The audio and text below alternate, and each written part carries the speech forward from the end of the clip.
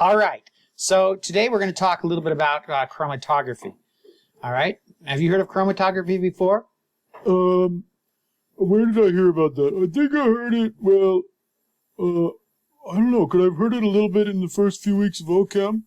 I'm not sure about the first few weeks, but maybe in OChem lab. Did you take that for? Oh yeah, I did. I took OChem lab really quick, so there maybe? I can't remember. Yeah, so it's possible. They do talk about it a lot in OChem.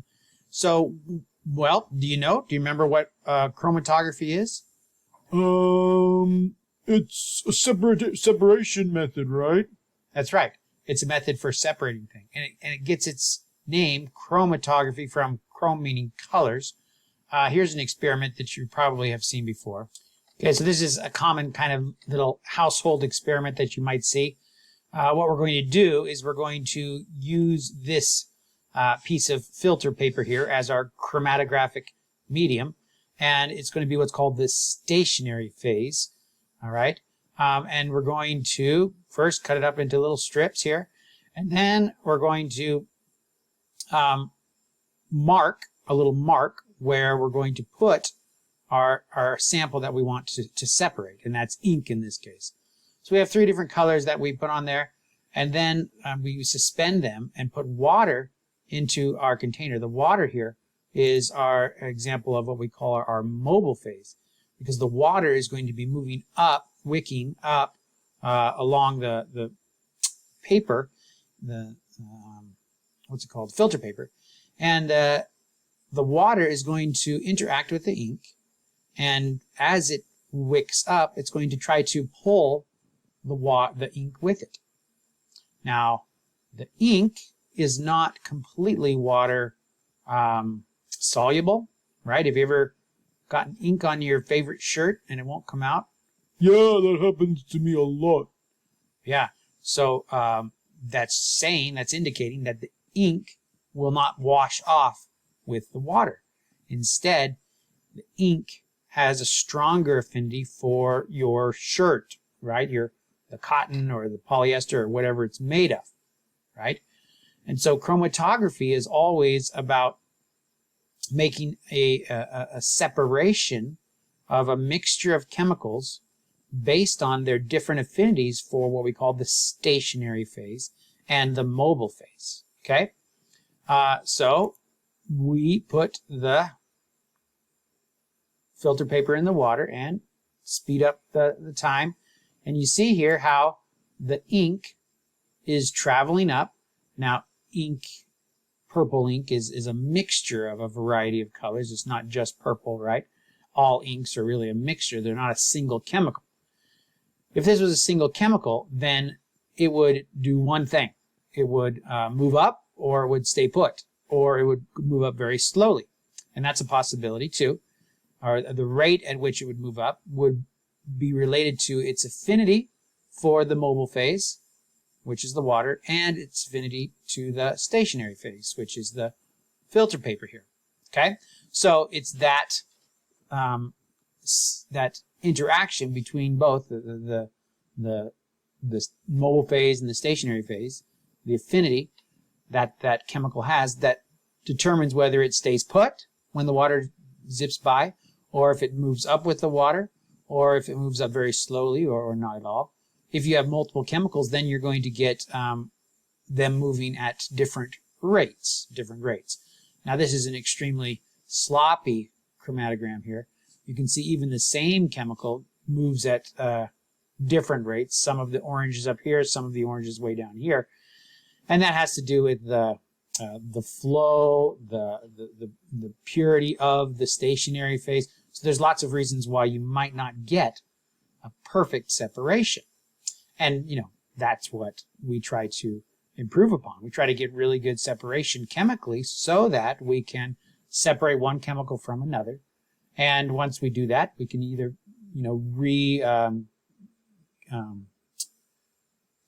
retain or, recapture the chemicals and separated from each other.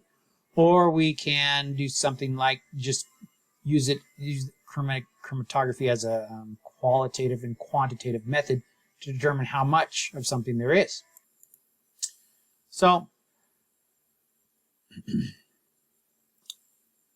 chromatography, the primary form of chromatography may be in organic chemistry that you talk about. So in organic chemistry, thin layer chromatography is the first form of chromatography that you're introduced to, and it looks very similar to what we just saw. We start with a piece of plastic, usually, sometimes glass material, in which you have silicon oxide on it there, and you start off with this piece. You draw yourself a little initial mark to try to identify where you're starting, and then you put a dot of your material, your starting sample. And then that goes into a little container which has a mobile phase, and that, choosing what the mobile phase is changes the affinity for your unknown for the mobile phase. And oftentimes you don't know the right mobile phase to choose. And if you choose something like methanol, which is pretty hydrophilic, right? Or something like hexane, which is very hydrophobic, then both of those will interact with your unknown differently. The silica layer on your thin layer chromatography piece there is very hydrophilic. Okay, so let's say that I have on here a compound that I think is hydrophobic. Another fancy word for hydrophobic is lipophilic. So if you want to, they talk about, and some people like to differentiate their hydrophobicity by saying hydrophobic compared to hydrophilic. And other people like to say hydrophilic and lipophilic. Where lipophilic, what do you think lipophilic means? Hydrophilic sounds like likes water. Lipophilic likes lipids. Very good. And lipids are hydrophobic, right? So there's a couple ways to kind of think about it there. All right. Now, if our material here is hydrophobic, I prefer the hydrophilic way, but some of the labs that you're going to interact with are going to say lipophilic, so you'll have to get used to the difference there. But if my compound here is hydrophobic and I use methanol here, and I could have two setups, one where I use methanol as my mobile phase, and one where I use hexane as my mobile phase, and I set it up exactly the same way, right? Okay. Which one will help the sample move up as it wicks up the silicon? You said the sample was hydrophobic, right? That's right. Sample's hydrophobic. Well, the hexane is more hydrophobic, right? That's right. Hexane is more hydrophobic. So after you pulled these out and you looked at where the dot was compared to its initial spot, and it's usually not there anymore.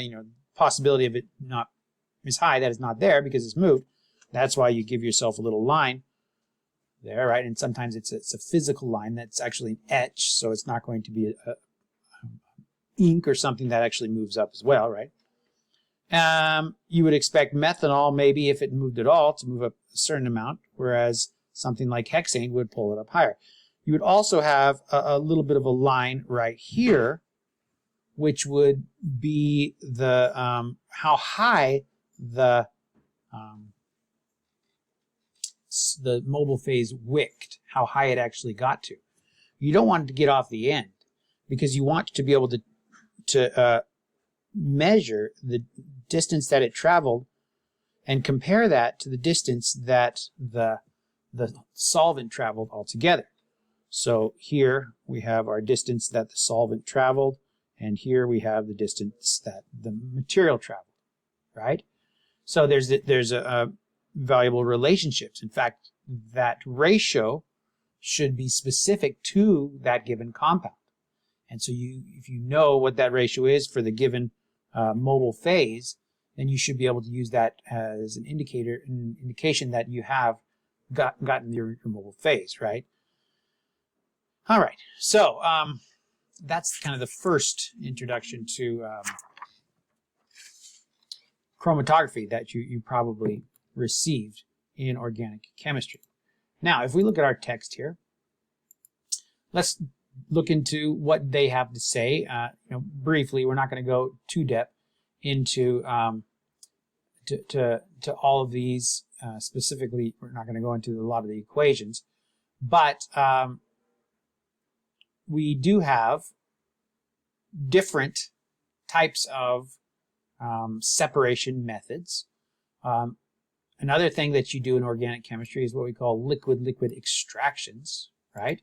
And that essentially is taking a compound. So here I have, let's say, a solution of a compound. All right, so compound A, and let's say it's in solution. Maybe it's in water, right? But maybe compound A is soluble in water, but not as soluble. Maybe it's more hydrophobic, but it still can be solubilized in water. Well, if I were to take this, and usually you use what's called a separatory funnel, so it looks something like this. Maybe a little bit bigger stem up there. And I put my sample in here. So here's my water. And I have my A in here, right? So that's my A. It's dissolved in the water, right? But if I know that A is hydrophobic and would prefer to be in a hydrophobic solvent, then I can put a layer of hexane or something hydrophobic, and there's lots of other chemicals you can use, on top there. And then when I shake this, the hexane will not mix with the water very well, but there will be times where you can kind of shake it hard, and there will be a degree of interaction. And if the hexane can interact with the A, then you would expect there to be a separation or a phase transfer, where the A ends up in the hexane layer, and the water layer, it's not as soluble in, it's more soluble in the hydrophobic layer because A was hydrophobic, right? Yeah. Okay, so this is an example of an extraction method. And so now I can get that that hydrophobic compound into a more hydrophobic solvent. And then there's a stopcock right here that you can open up the bottom and let out the water, and then you just have the hexane. All right, so some glassware to help you out. So I think most of you are probably familiar with that before. All right. So, as we mentioned in our chromatographic separations, we have a mobile phase and a stationary phase, and the solute, the chemical, your analyte, will interact with both when all three are present, right? The analyte, the stationary, and the mobile phase. And that interaction between, the degree of interaction between the mobile phase and the stationary phase will determine how long it takes for the analyte to pass through the chromatographic setup. All right. So typically, this is done in not just a smooth surface like in TLC, but in a three-dimensional column. All right. So you have a column that, and what the column does is it has your mobile phase within the column. It has what we call a frit, or something that keeps the mobile phase here. So I'll draw little beads for my mobile phase, right? So I have all these different beads, or you can just think of it as some sort of a powder, precipitate, particles. It's not going to be able to go through, but as I put my mobile phase and my analyte, then the mobile phase and the analyte will seep down through here. And the smaller these beads, the more interaction that the analyte is going to be able to have with them. And it's that opportunity that the analyte has to choose between the mobile phase and the the mobile phase and the stationary phase, right? Whenever it has to make that choice, whenever it is interacting or has the possibility of interacting with both, then that's when the separation occurs. If you have an analyte with an interferent in there, and the interferent interacts with the mobile phase differently, then you'll get a different rate of how long it takes for it to travel down this column. When it finally comes off, the amount of time that it took to travel is called the retention time.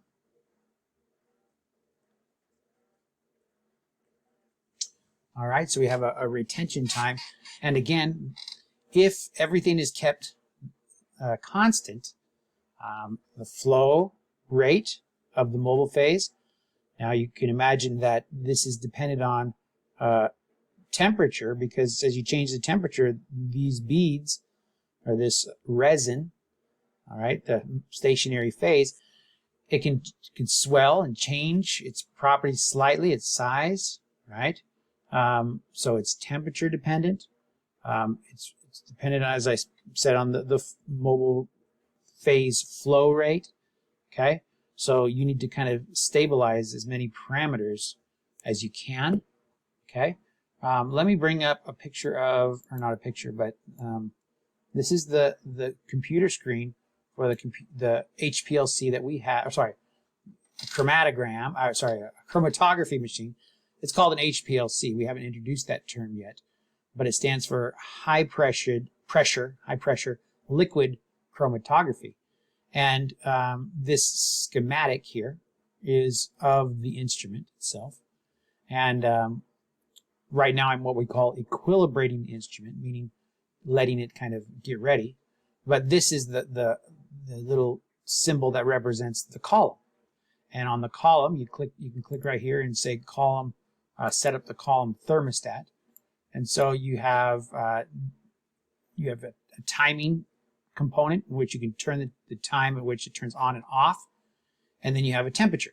So we control the temperature, and there's a right and a left heater for the temperature. Okay, so we can turn off the thermostat there. If I go into columns here, I have different options if that was what our lab was doing. That's not what our lab does, and so we don't have to deal with that. Okay. Another thing that's important is to make sure that no air gets introduced to your column. If from sample to sample a little bit of air were to get introduced, and bubbles then would have to either gather up here, or if this was the top, usually columns are arranged in a lateral way where you might get bubbles kind of gathering here. If the bubbles could be pressed through as the pressure of the mobile phase were to move along, that would be good, especially if they would come out.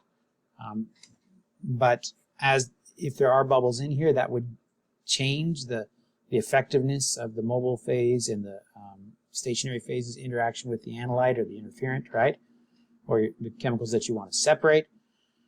So you want to make sure you don't get any air in there. You also want to make sure that anything that's not solubilized doesn't get into your column.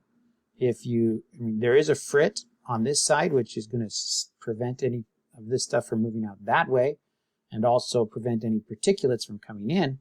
However, the particulates might gather up on that side there, all right? And these are relatively small particulates, so even something as small as a bacterium will get stuck in there and then cause problems with the interaction, right? Let alone contamination and introduce other chemicals, right? So when you equilibrate your column, what you do is you try to get a constant flow rate, flow it for a while until the rate becomes constant. And you also have a way to tell how things are coming off of the column by the signal. So in an HPLC, we mentioned that briefly, but let's write that. High pressure liquid chromatography. Okay. You have your sample, which goes over your column. Now let's start off with this sample saying I have my analyte, but then let's say I have 3 other chemicals in there as well, B, C, and D. And, you know, it doesn't necessarily mean that you only have to have one analyte. You could be interested in the concentrations of A, B, C, and D for whatever reason, right? Or the presence of them, right? So, if this is my sample here, my sample gets fed into the column, but the mobile phase is moved along with a pump. And the pump is a very important part. It needs to make sure it flows at a constant rate, because as we mentioned, if the pump rate changes, then your retention time will be different. In the end, right, it's a graph of signal versus time, where you see a certain peak, and that retention time for that given chemical is the way that we know what chemical we have. All right? If you have an unknown and you don't know at what point it's going to how long it's going to take to travel through the column, what you do is you run a standard that contains that unknown, and you see how long it takes. All right? So that's how you identify how long it'll take to get through the column. Will the same unknown always take the same amount of time to go through the column? Well, under the same conditions, under the same mobile phase choice, right? If you choose a different mobile phase, then it'll do something different. Under the same flow rate, at the same temperature, theoretically, if you can get everything the same, then it should always come out at the same time. All right. Now, sometimes it differs slightly for different reasons, right? Because there's a lot of parameters involved.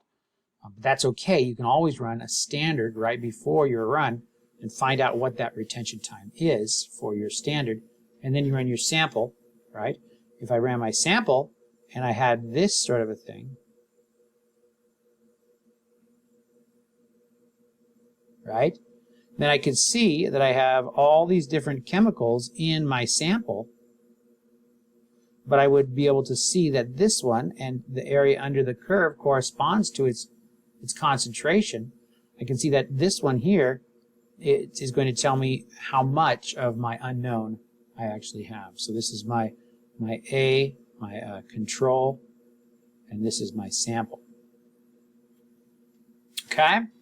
So,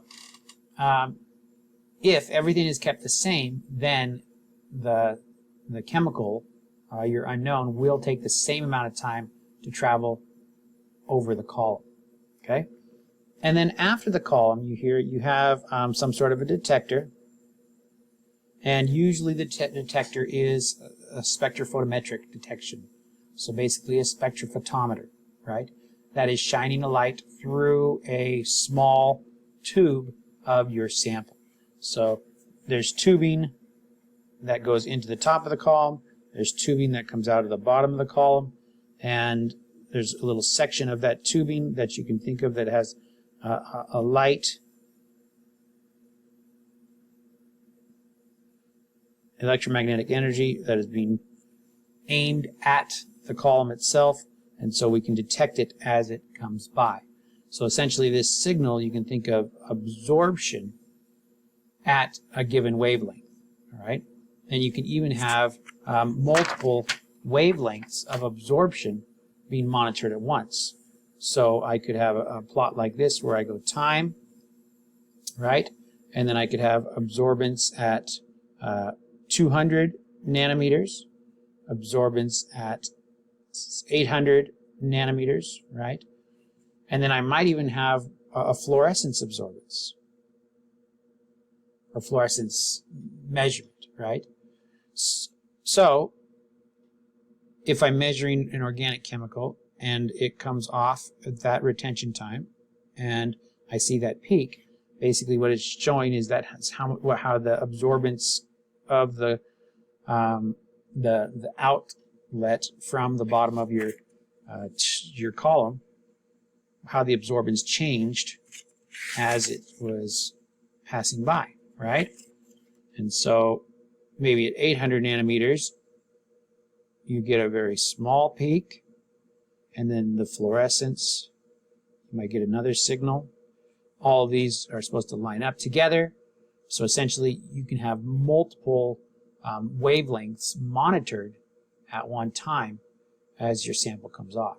So this is good because if you have a sample and you're not sure what wavelengths it's ideal to absorb at, you know, if it absorbed at 800 nanometers, you would be able to see it because that's pretty close to the visible range, 700.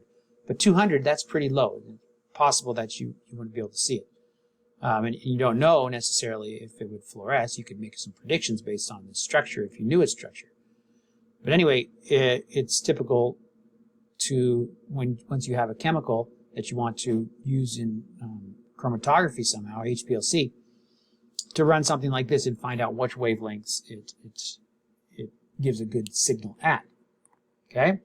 And if I have multiple chemicals in one sample, they're not all going to absorb at the same wavelength necessarily. So if I had something like copper sulfate, an organic compound, right? So essentially when this is in solution, it's just going to be the copper ion floating through. And that is might have absorbance here, might have absorbance here, right? But it's going to be different than something like common compound, but maybe it's something like indigo carmine. I don't know if you've heard of indigo carmine. Have you heard of that compound? No. Well, indigo is the dye. Have you heard of indigo before? Yeah, I've heard of that color. And it's also a dye that they use to make your blue jeans blue, right? And then indigo carmine is a derivative of that dye that has some solubility, or some sulfite groups that are put on it to make it soluble. Let's look at its chemical structure. So here's our structure of indigo carmine. Well, if you took off these SO3 groups right here, then that inside there would just be what indigo is. So this is a organic compound, relatively hydrophilic with the SO3s. Without the sulfate groups, this would be very hydrophobic. All right. So you have something like this that you would, looking at the aromaticity here, you would expect it to have an absorbance in the organic region, maybe, or sorry, in the ultraviolet region, maybe 200 nanometers, something like that, 250, 280. But you would also expect possibly that this would have a visible color. And it actually is a blue color, right? We know that, indigo. Okay, so what wavelength do you think something that was blue would absorb at? Let's see, blue wavelength, like, that's more towards the 400, so maybe 500, something like that.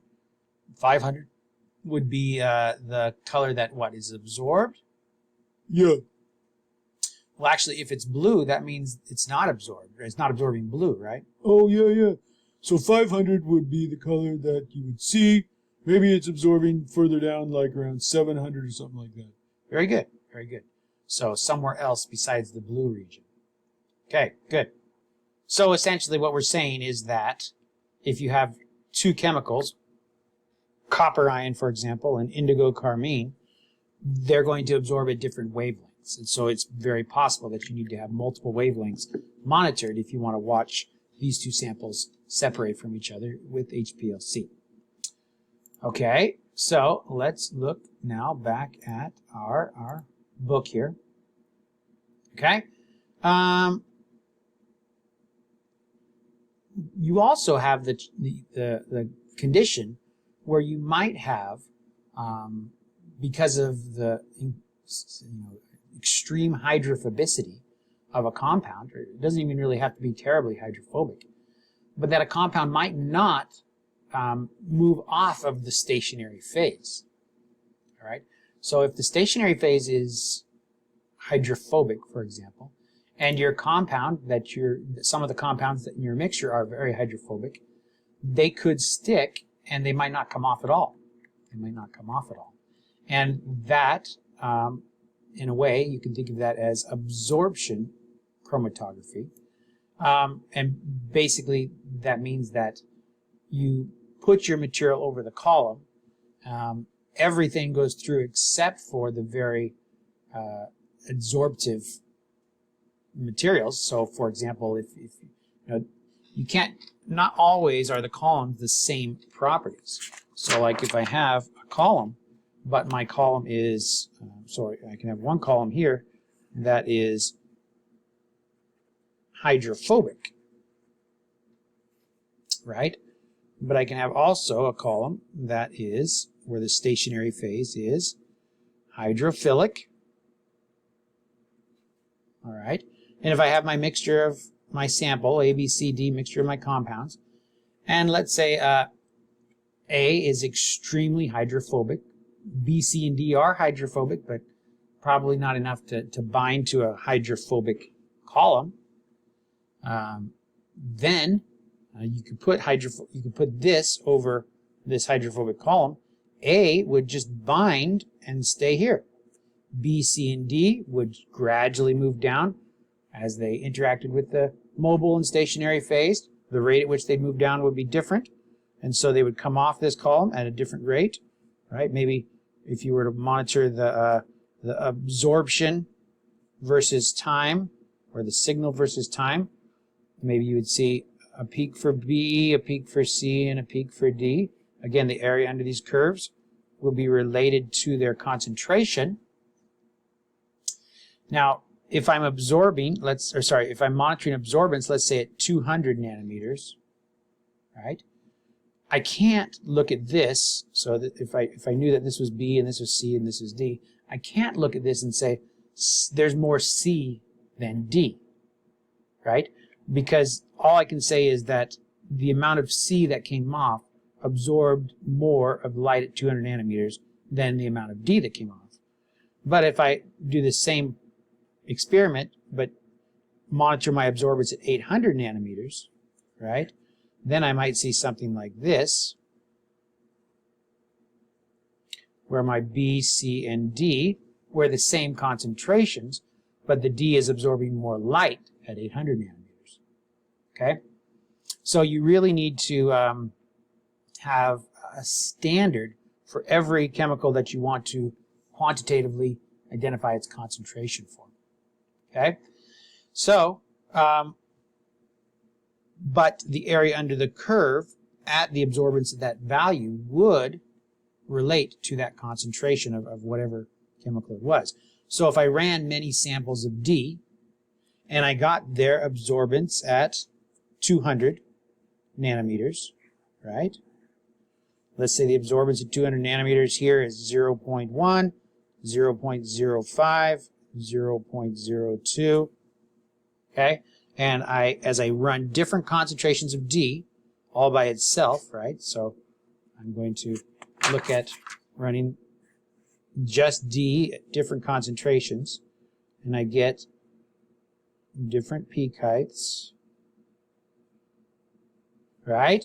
And then I can plot absorbance of D at 200 nanometers, or the area under the curve, versus concentration. All right? So this is for my D at 200 nanometers. Well, I could do the same thing over here and make a plot for absorbance at 800 nanometers for D. All right, so this is for D as well.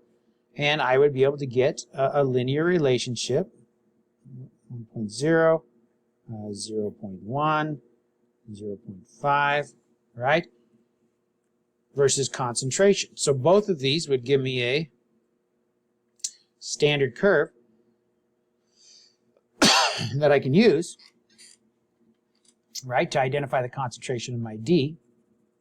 I wouldn't be able to compare this peak area to that peak area and know anything about it, right? Just like I can't compare peak areas relative across this way, right? But I can know the concentration of D by looking at the area under the curve here and finding out where that area under the curve is and looking for its concentration. Okay? Now, I guess this is kind of misleading. It looks like this is absorbance at 800. This is the area under the curve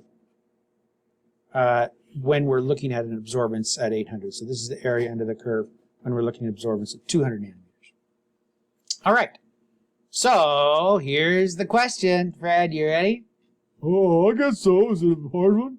Well, it might be. Which one of these standard curves is best for identifying the concentration of D?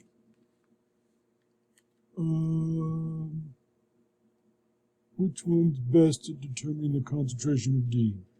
Top one here or the bottom one?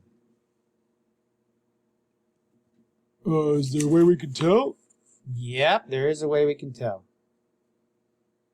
I don't know. Well, here's the hint. It's in the units of the y-axis. Well, okay, so that's 1 and that's 0.1, and we're talking about absorbance, right? That's right. So 0.1 absorbance, relatively small signal, right? Yeah, so the top one would be better. That's right. This top one's better here. And if you were to put these on the same plot, right, you would see easily, if we look at 1 versus concentration here, absorbance, put 1 versus concentration there, 1 is linear up to 0.1, but 1 is linear all the way up to 1, like that, right? And so the steeper the slope, the better the relationship between your signal and your concentration. Okay, good. All right, so far we have we've talked briefly about the pump, right? And usually there's a couple pumps, okay? So we have pumps, right? That's one important part of our HPLC. We have, HPLC. We have a column. All right. There's a temperature control of that column. We have also a detector, right? Usually a spectrophotometer. Okay, spectrophotometric detector there. Okay. And then usually this just goes to waste. And, you know, you're dealing with very, very small amounts. It is a destructive method, generally, HPLC. You're not going to get your sample back when you're done, although you could get it back. But, again, you're dealing with very, very small volumes, and so the amount of volume that you have at the end is going to be diluted by the mobile phase significantly, so finding it or getting it back would be difficult. You do have methods where you take the very large amounts of your sample and put it on here, and then you actually collect with a fraction collector. Okay, so let's talk a little bit about the pumps and the mobile phase. All right, so the pump, there's usually two pumps, and we say pump A and pump B usually, and we can choose which pump we want to pump onto the column. And the advantage of this is if you have well, you can have multiple, and usually each pump has two channels where you have an A1 and an A2, two solvent containers with two channels. And then you have for the B channel, B1 and B2, right?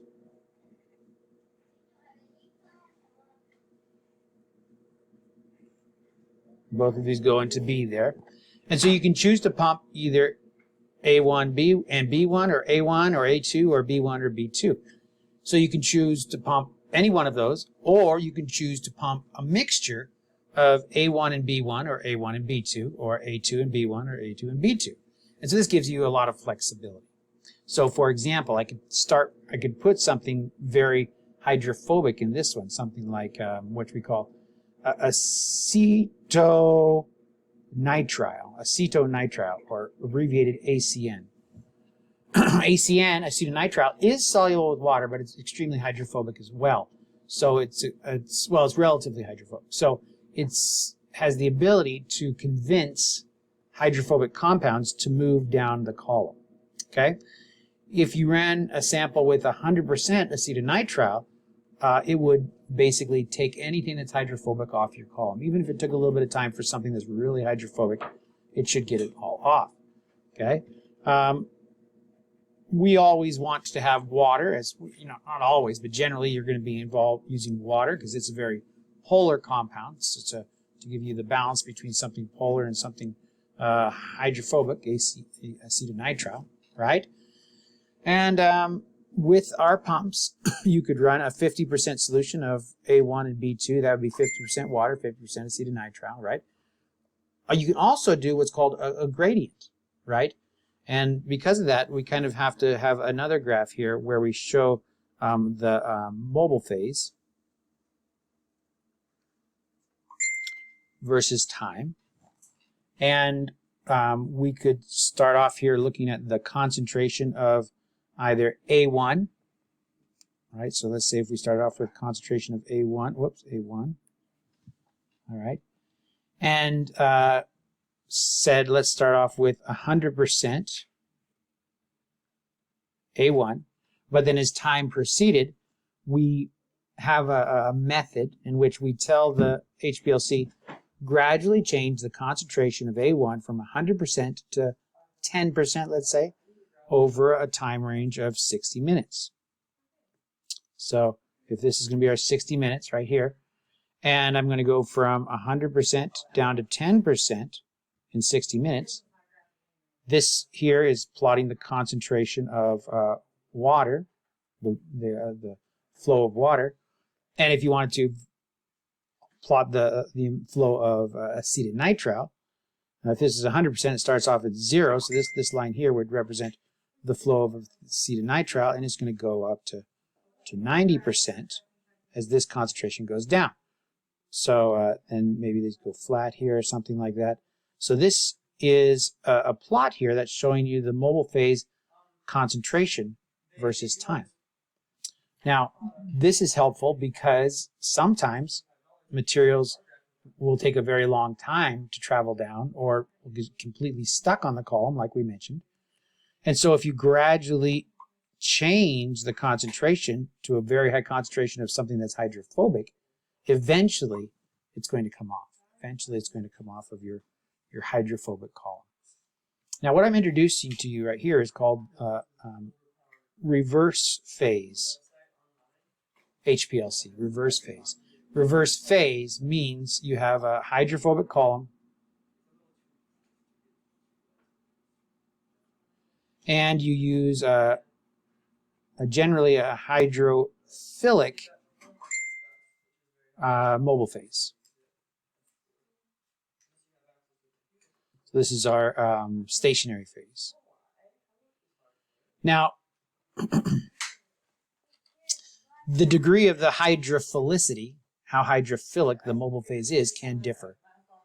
So really, reverse phase chromatography is more characterized by the fact that you're using a hydrophobic column than it is by the fact that you're using a hydrophilic mobile phase.